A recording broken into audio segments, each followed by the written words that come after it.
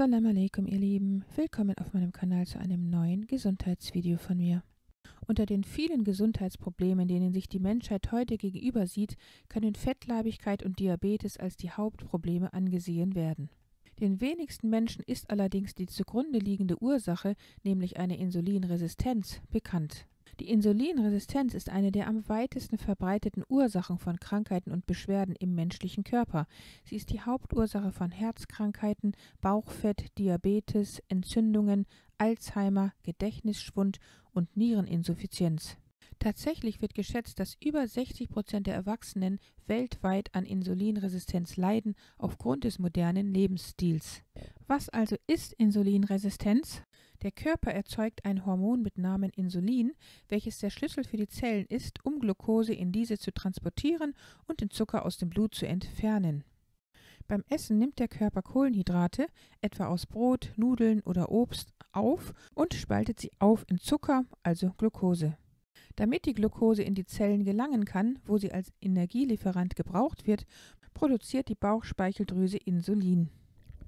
Das Insulin als Schlüssel für die Zellen hilft, den Zucker in die Zellen einzuschleusen.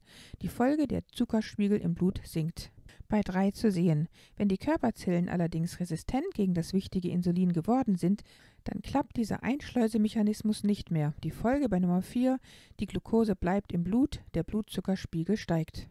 Und das hat katastrophale Auswirkungen auf die Gesundheit.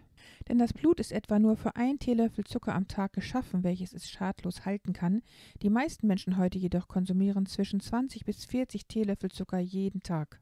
Menschen, die an Insulinresistenz leiden, sind also in einer Situation, wo die Zellen das Insulin mit dem Zucker aus dem Blut nicht mehr akzeptieren, weil sie ihre Zellen mit zuckriger Nahrung, isolierten Kohlenhydraten und ständigem Snacken und damit vielen Mahlzeiten am Tag viele Jahre lang bombardiert haben. So kommt es, dass die auf diese Weise gequälten Zellen eine Mauer gegen Insulin errichten, weil sie einfach nicht mehr ertragen können. Wenn aber nun kein Insulin und somit keine Glucose in die Zellen gelangen kann, gelangt kein Treibstoff in diese, weshalb der Mensch dann nach dem Essen müde wird, Heißhungerattacken auf Süßes bekommt und anfängt, Gesundheitsprobleme zu entwickeln.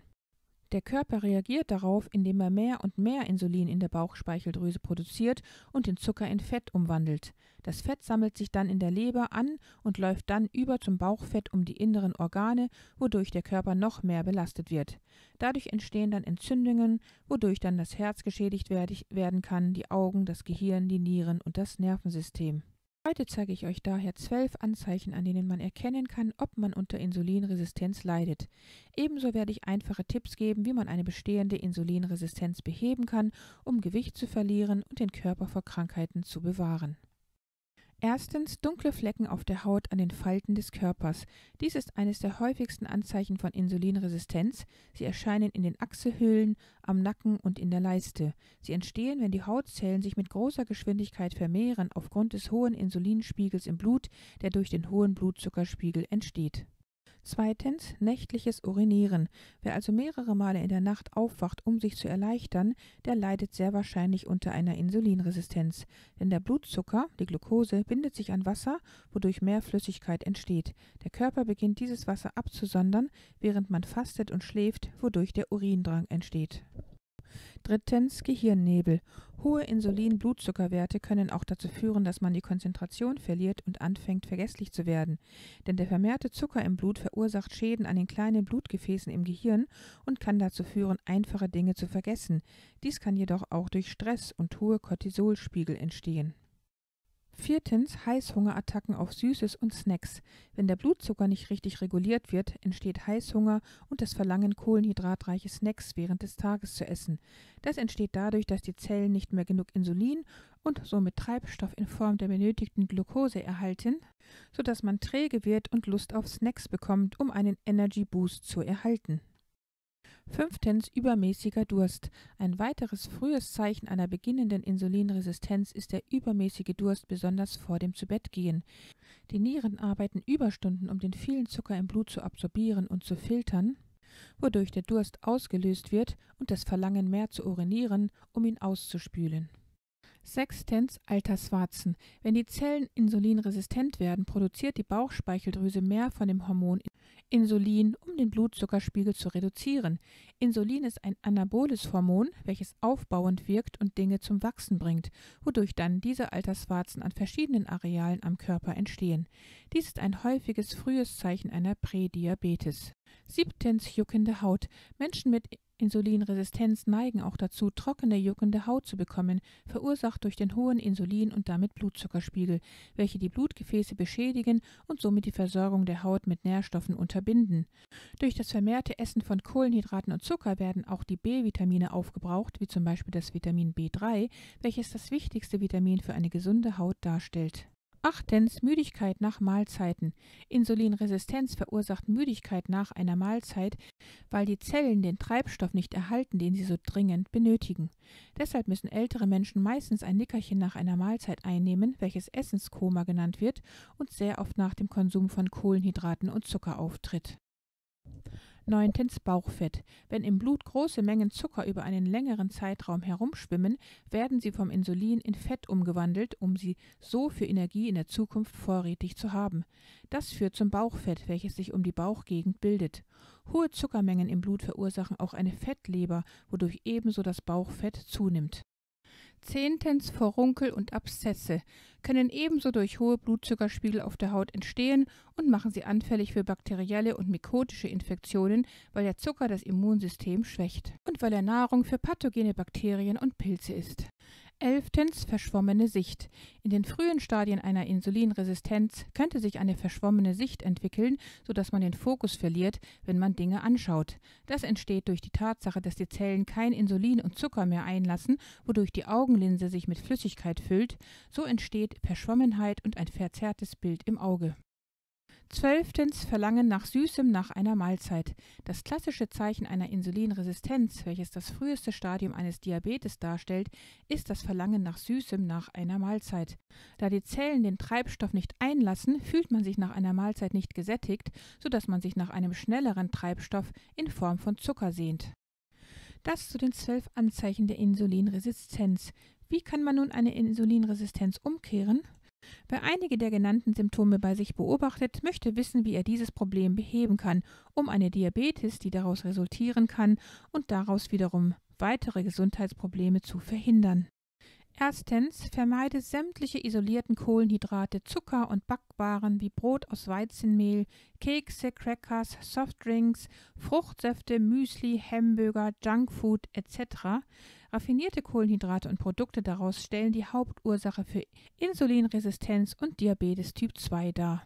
Ersetze sie stattdessen mit hochwertigen Fetten wie Avocados, Nüsse, Kokosnussprodukte, Bio-Eier etc., die dich gut sättigen. Praktiziere am besten die ketogene Ernährung. Mein Video dazu verlinke ich euch hier oben nochmal. Mindestens aber eine gesunde Low-Carb-Ernährung. Versorge dich auch mit einem hochwertigen Vitamin-B-Komplex, um die Heißhungerattacken zu vermeiden. Mein Video dazu, wie man sich dieses sogar selber herstellen kann, aus Quinoa und Buchweizensprossen, das verlinke ich euch hier oben nochmal. 2. Es ist sehr wichtig, das Snacken zwischen den Mahlzeiten zu vermeiden, um eine Insulinresistenz zu beheben. 3. Versuche dich mit dem intermittierenden Fasten, wo man seine Mahlzeiten auf 2 reduziert und in einem kleineren Zeitfenster von 8 Stunden isst. Das wird den Insulinhormonspiegel normalisieren und den Blutzuckerspiegel unter Kontrolle bringen. Das intermittierende Fasten ist nicht schwer, das kann ich nur wirklich jedem empfehlen. Schaut euch auch gerne nochmal mein Video dazu an. Wem es sehr schwer fällt, nicht zwischen den Mahlzeiten zu snacken, der sollte MCT-Öl aus Kokosöl am Ende der Mahlzeiten einnehmen und auch im Bulletproof Coffee am Morgen während der Fastenperiode, weil dies sehr lange satt hält, da es eine alternative Treibstoffquelle für die Zellen darstellt, die nicht aus Zucker besteht. Mein Video zum Bulletproof Coffee verlinke ich euch hier oben nochmal. 4. Esse viele Arten von Kohlgemüse wie Grünkohl, Blumenkohl, Brokkoli, Rosenkohl, Rotkohl etc., ebenso Sprossen aller Art. Dieses Gemüse ist geladen mit Kalium und Magnesium, 2 Schlüsselmineralstoffe, die helfen, Insulinresistenz zu beheben und den Blutzuckerspiegel zu kontrollieren. Die Ballaststoffe in Gemüse helfen auch, den Blutzuckerspiegel zu regulieren. 5. Beginne täglich Chrompicolinar zu supplementieren, denn dies ist ein starkes Spurenelement, welches dazu führt, dass Insulin und Zucker im Körper sensibler werden und besser entfernt werden können. Es hilft der Leber auch dabei, das meiste Antioxidans Glutathion herzustellen, welches Diabetes verhindern kann. 6. Heilende Kräuter und Gewürze wie Zimt, Kurkuma. Ich verlinke euch mein Video zur goldenen Milch hier oben nochmal. Dann auch die Berberitze zum Beispiel und Knoblauch und Ingwer. Hier zum Beispiel in der Zitronen-Knoblauchkur. Mein Video dazu verlinke ich euch auch nochmal hier oben. Diese genannten Gewürze helfen der Bauchspeicheldrüse Insulin zu produzieren und die Glucose in die Zellen zu transportieren. Matcha-Tee hilft auch dem Insulin dabei, den Blutzuckerspiegel zu kontrollieren. Diese Schritte zu gehen, hilft deinen Zellen sensibler auf Insulin zu reagieren und vernünftig zu funktionieren, wodurch das Risiko reduziert wird, Diabetes zu entwickeln und somit auch verhindert, dass Herz-Kreislauf-Erkrankungen und viele andere Krankheiten entstehen. Und um nochmal zusammenzufassen, das zu häufige Essen, der viele Zucker, Getreide und Kohlenhydrate verursachen über die Jahre, dass die Zellen resistent gegenüber Insulin werden und den Zucker nicht mehr in die Zellen lassen. Auch wenn dies in einem frühen Stadium noch nicht im Blut zu sehen ist, so kann man es an den genannten Zeichen schon erkennen. Inshallah war euch das Video von Nutzen. Wenn es euch gefallen hat, dann gebt mir gerne einen Daumen nach oben. Teilt das Video mit euren Freunden und Bekannten und kommentiert es. Vergesst auch nicht, das Glockensymbol zu betätigen, damit ihr kein Video in der Zukunft von mir verpasst. Liebste Grüße, Assalamu alaikum, eure Mariam.